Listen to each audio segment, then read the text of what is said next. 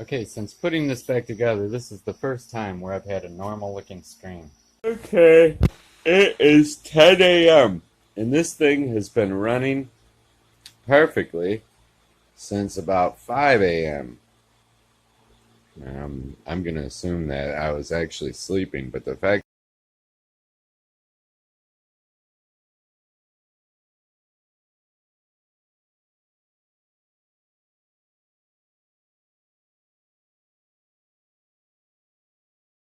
today I'll be taking this thing apart once again, and I'm going to try it with just one video card at a time and figure this thing out.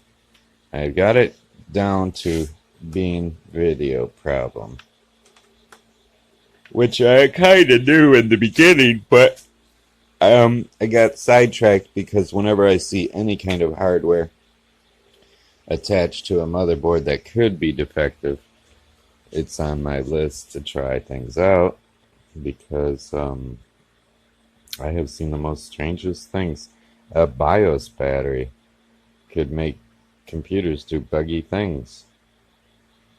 A capacitor could make things. I mean, that's just one little tiny IC on a motherboard, but that could make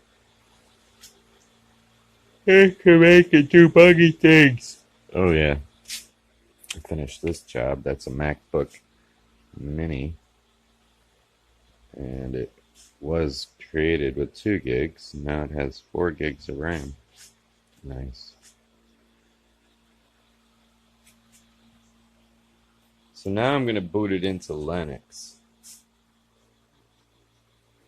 so that I can actually do something in it. His Windows has a password, so I can't possibly test it graphics wise.